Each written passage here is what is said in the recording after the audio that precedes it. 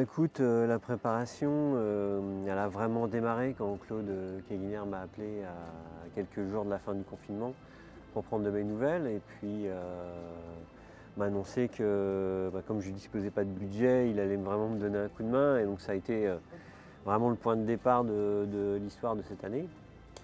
Donc ça a été un peu une course contre la montre parce qu'effectivement il y avait quand même pas mal de choses à préparer, le bateau notamment. Moi j'étais à peu près prêt parce que je m'étais déjà entraîné pour la Tournatage de Zer avec Martin Le Pape. Et puis voilà, donc aujourd'hui on arrive à peu près fin prêt, moi et le bateau. C'est pas les conditions idéales mais c'est déjà des super conditions. Enfin en tout cas je suis super content de retrouver les couleurs du groupe Keguiner, parce que c'est des couleurs qui m'ont permis de remporter 3 solitaires du Figaro. Et puis ça me donne un petit plus, je me dis que si j'en ai pété 3 sous les couleurs Keguiner, je peux peut-être en péter une 4e.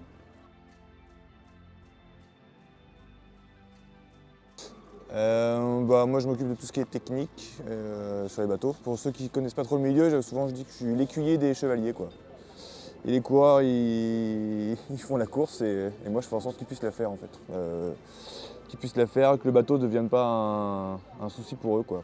C'est les petits bateaux du coup, on n'est pas 15 techniciens sur le bateau, donc faut être un peu touche à tout, quoi. Être capable d'aller voir ce qui se passe sous l'eau, être capable d'aller voir ce qui se passe en haut du mât, et d'aller voir un peu un calmoteur. Donc ça c'est en électricité, en composite, en tout ce qui va toucher au cordage des bateaux. Voilà, donc un peu touche à tout.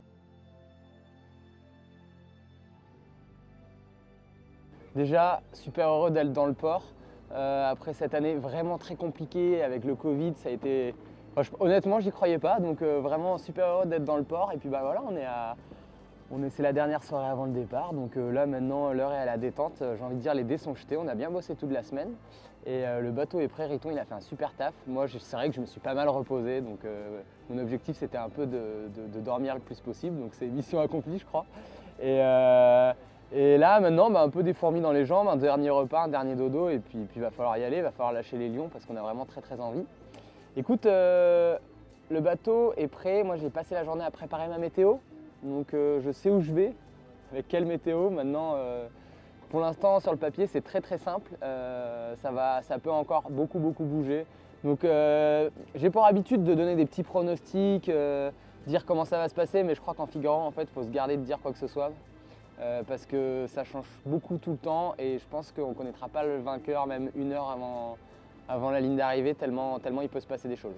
En gros, pour te résumer rapidement l'étape, on fait un aller-retour au Fastnet qui sert quasiment à rien parce qu'il y aura très peu d'écart à cause de la météo parce que ça va toujours revenir par derrière et je pense que les plus gros écarts ils vont se faire entre Bréa et l'arrivée ici à Saint-Quay.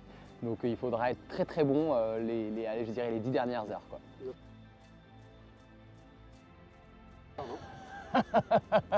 Ouais, y a des cailloux, mais ceux-là ils me font pas peur. Moi, c'est plutôt côté anglo-normande que ça m'inquiète. Mais ouais, si, on passe au milieu des scillis, mais leurs gars étaient sympas, ils ont mis les scillis en zone interdite, donc il n'y a pas de raison que j'aille m'échouer. Il y a une DST Tanguil Turquet du coup? Non, il n'y a pas de DST Tanguil Turquet, par contre, il y a le caillou Tanguil Turquet à Origny. Il est à mon nom, il est baptisé. D'ailleurs, on va repasser devant, je pense, sur l'étape 3, retour de Dunkerque. Et j'aurai forcément une petite pensée pour ce passage.